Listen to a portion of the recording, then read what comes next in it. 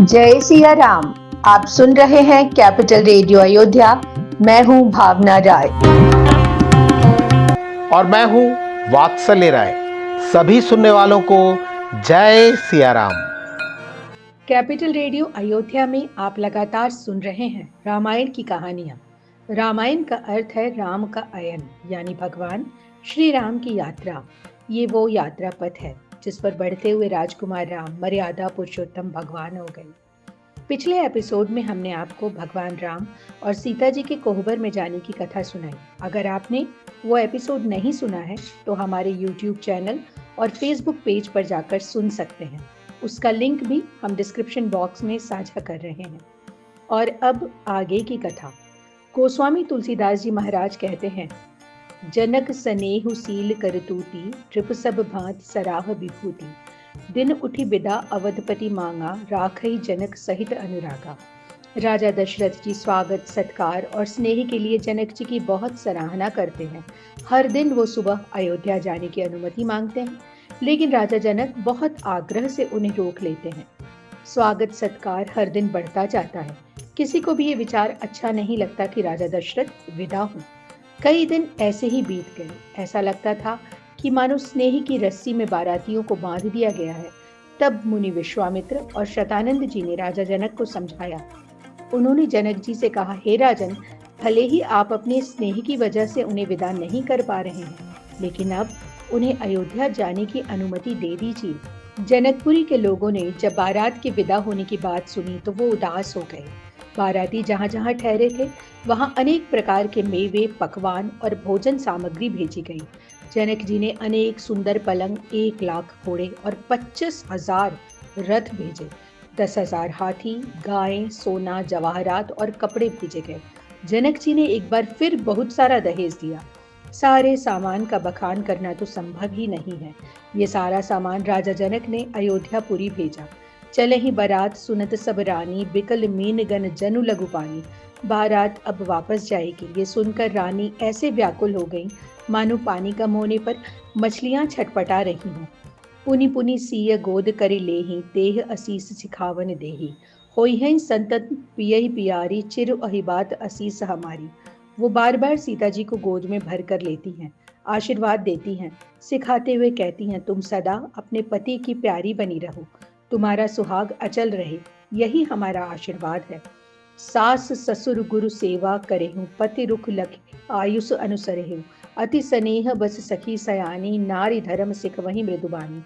गोस्वामी तुलसीदास महाराज कहते हैं कि समझदार सखियां उन्हें नारी धर्म सिखाते हुए कहती हैं कि तुम सास, ससुर और गुरी की सेवा करना, पति की आज्ञा का पालन करना। रानियां सीता जी की बाकी बहनों को भी गले से लगाते हुए सीख देती हैं। बेटियों की विदाई को सोचकर उदास मन सवाल करता है, कहीं बिरंची रचिकत नारी, पता नहीं ब्रह्मा जी ने स्त्रियों की रचना क्यों की। उसी समय भगवान राम भाइयों के साथ राजा जनक जी से आज्ञा मांगने चले।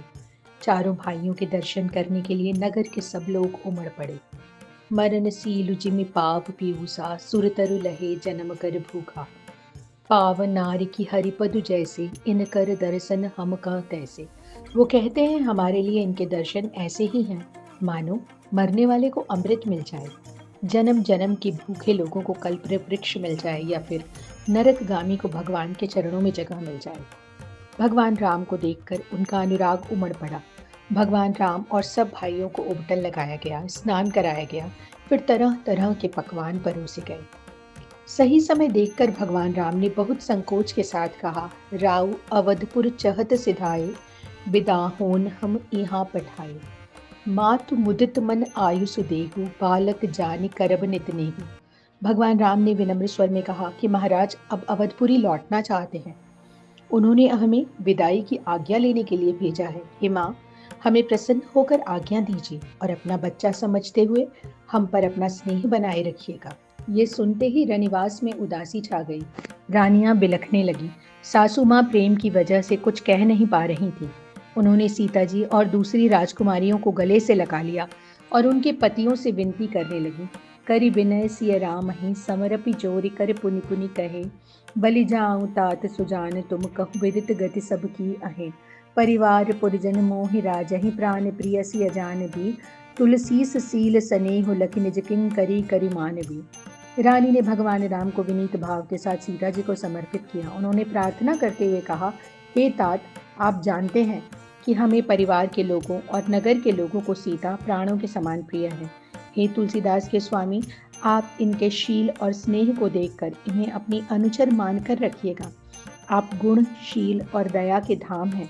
ये कहते हुए रानी ने भगवान के चरण पकड़ लिए। भगवान राम ने सासू माँ का बहुत प्रकार से सम्मान किया, हाथ जोड़कर उनसे विदा मांगी और फिर चल दिए। फिर रानियां बेटियों से गले मिलने लगी। तब ऐसा लग रहा था मानो जनकपुर में करुणा और विरह ने डेरा डाल दिया हो। जिन तोता मैना को जानकी जी ने पाला था, व्याकुल कहाँ वैदेही, वो व्याकुल होकर पूछ रहे थे कि वैदेही कहाँ है। गोस्वामी तुलसीदास जी महाराज कहते हैं, जब पक्षी और पशु तक इस तरह विकल हो गए, तब मनुष्यों की दशा कैसे कही जा सकती है। राजा जनक की आंखों में पानी था। बेटियों को गले लगकर उन्होंने पालकियां मंगाई। सिद्धि सहित गणेश जी का स्मरण करके सीता जी और बाकी बेटियों को पालकियों पर चढ़ाया। शुभ मुहूर्त पर नगाड़े बजने लगे और अवधपति दशरथ जी अयोध्या की ओर चले। इस एपिसोड में इतना ही। अगले अंक में हम आपको सुनाएंगे आगे की कथा। कार्यक्रम को पसंद करने और शेयर करने के लिए हम आप सभी सुनने वालों के बहुत आभारी हैं।